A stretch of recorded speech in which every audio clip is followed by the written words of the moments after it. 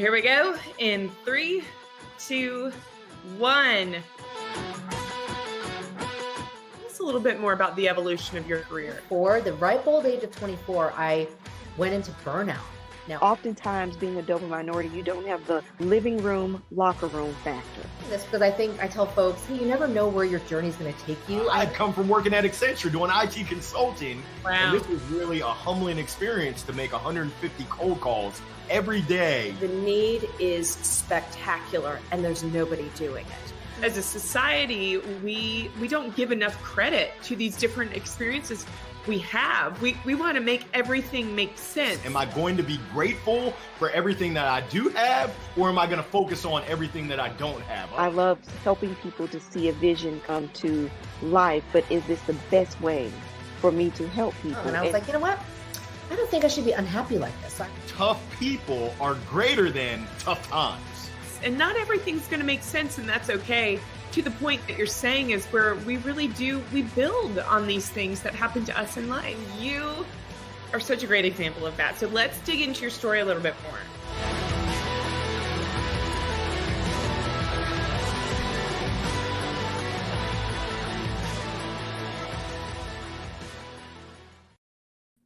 Friends, welcome to Greater Than Live. I am Jen Hoverstad. I'm so proud you're here. I'm so honored that you're going to spend the next 15 minutes with me. And I hope you are going to take away something that you'll be able to use as soon as you finish watching this live stream. Now, wherever you're joining me, whether it is Facebook or LinkedIn Live or YouTube Live, thank you for being here. So as many of you know, I am the host of the Greater Than podcast, which you can listen to wherever you listen to your podcast, whether that is Apple Podcasts, Spotify. We have some incredible interviews on the Greater Than podcast where we remind you that you are greater than life's toughest obstacles. You are greater than these challenges that you face day in and day out. And the podcast is full of stories so similar to your own that will remind you that you can overcome whatever is placed in front of you. And I started going live about a month ago on Tuesdays at 2:00. So if you are joining me for the first time today, I would love for you to say hello in the comments. Let me know that you're here because I actually cannot see who's joining us unless you comment in the comments. So I would love for you to say hello. Let me know where you're tuning in from, and maybe let me know if you talk to yourself, because that is what we're going to be talking about today. The importance of, the value of talking to yourself and how you should be doing it. Oh my gosh. Hi, Michelle. So see, this is the fun thing, and Michelle won't love this, but look at this. I can see that you're tuning in. So I can see Michelle is here. Thank you, Michelle, for tuning in from Facebook. And again, would love for you guys to say hi as you pop in. But today I am going to share with you the new way I have been talking to myself and about myself over the past 6 months or so. It's something that I've really gotten into as I did a deep dive in planning for my Rebuild RX program that I released at the end of April. So if you haven't heard of it, myrebuildrx.com is an online program for women who have come through a personal health crisis, whatever that might be. They faced a life-changing health diagnosis, and part of the program is learning how to talk to yourself again. And so I'm going to share with you some of that research and some of the takeaways that I learned in today's program. So as we get started, as you come in, you're more than welcome to ask questions. I'll be able to see it. Welcome to everyone who's tuning in from Facebook, from LinkedIn, from YouTube. I am so glad that you're here. And so we're going to talk about self-talk today. Now, many of you actually, raise your hand, make a comment if you talk to yourself. If you talk to yourself more than once a day. I hope I'm not the only one that is constantly talking to themselves, whether it's usually in my head. It's not so much out loud, but it's okay if you're an out loud talker. Awesome. If you're talking inside your head, our head voice is the loudest voice that we have. And typically, we're talking to ourselves in I, like, oh, I really messed up, or oh, I shouldn't have done that, or I should have done that. What am I waiting on? Why is it taking me so long? We're constantly criticizing ourselves, being critical of ourselves. Very rarely are we encouraging ourselves inside our head, but it's usually because we're taking on that first person I voice. I, or me, woe's me. I feel so bad for me. Those are the kind of things that we're saying to ourselves. I'm not good enough. I'm not ready for this. I'm not capable of this. Or I am capable of this. Or I could do this. I should do this. Can anybody relate? Is that the voice in your head? Well, that was also the voice in my head for a really long time. And that voice ended up trickling out onto paper. So my resume, my LinkedIn page, my Facebook page, my website was a lot of I, me. And when other people read that and look at that, that's not them, right? That's not the I that they're reading about. They're not reading it from an I standpoint. They're reading it about me, not in my shoes. So do you see where this is going? Do you see where I have changed how I'm talking to myself? Yes. And I'll talk to myself in third person, which sounds really weird to say out loud. I'm a third person talker. However, we have learned just through research that when you talk to yourself in third person, even that voice inside your head, you're able to see yourself in a much more objective point of view. And I've tried this. I've tried this with the women who are going through Rebuild RX. I have encouraged them. I have counseled them. I have steered them into talking about themselves to themselves in third person. And it makes the biggest difference because suddenly when you're talking about yourself from a third person standpoint, it makes it a little bit easier to see the situation more objectively. You're typically not as hard on yourself. You're actually more likely to be encouraging and to show yourself in a better light when you're talking about yourself as if somebody else would. So where can we be doing this? Not only inside our head, but again, on paper, digitally, wherever we are trying to tell people about us and who we are. So I have a few tips here that I'm going to share with you. And these actually come from the Rebuild RX program. So you're getting just a very small part of a day snippet of the 6-week program that I have that you can check out on myrebuildrx.com.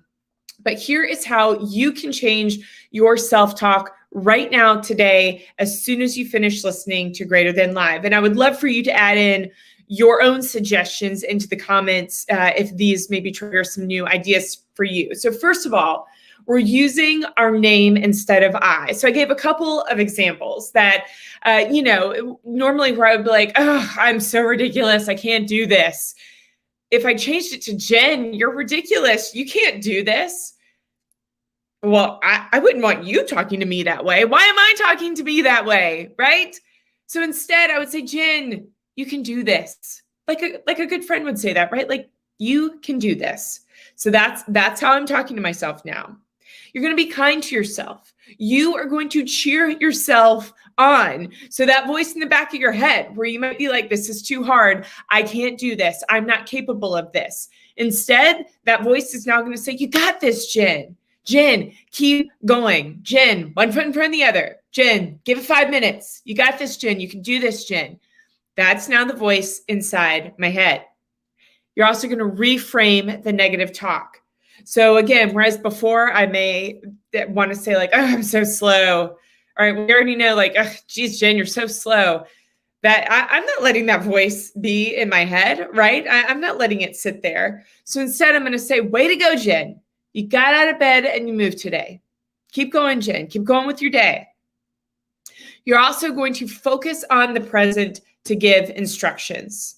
So instead of dreading something, so for me, I have been through a serious cancer diagnosis. I faced an aggressive form of breast cancer in 2018.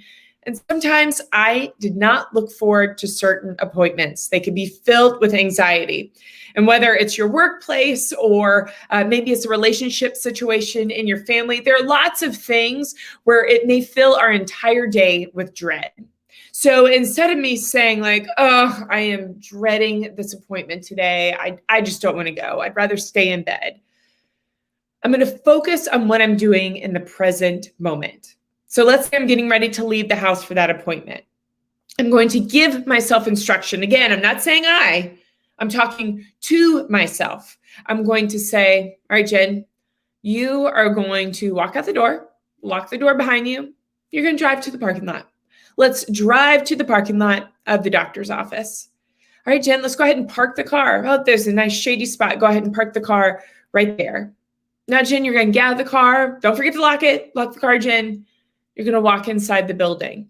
So now, as this voice inside my head, instead of me saying during that, what that would have been, at least for me to get to a doctor's appointment, 10 or 15 minutes, instead of me thinking, I don't want to go, I don't want to go, I don't want to go, I don't want to go, which on repeat, anything is too much on repeat. So instead of saying that inside my head, which ramps up anxiety, which just, causes all kind of stress for the body, I'm walking through the moment with me.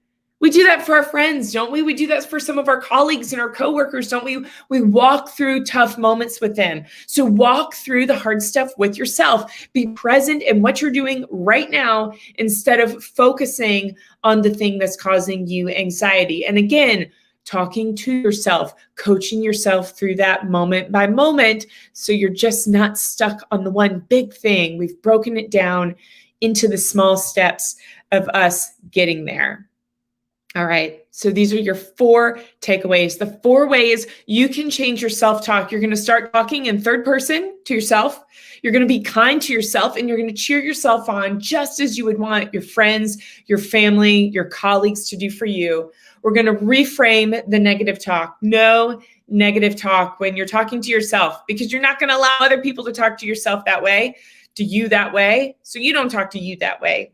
And then finally, we're going to focus on the present to give ourselves instructions. 4 simple changes.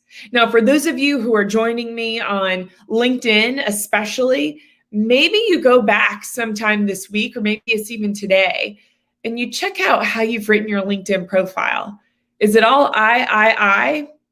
My guess is you can actually make a more impressive LinkedIn profile if you wrote all of it in third person. Because again, when we step back, usually, not all the time, usually when we use our subjective I, we don't necessarily cover the really impressive, important things. We either downplay them or we miss them altogether. But if we're looking at ourselves as an observer would, as a third person would, we're more likely to include some of those details to make sure that the observer doesn't miss these things about us. Because it's more objective. We can all agree on it.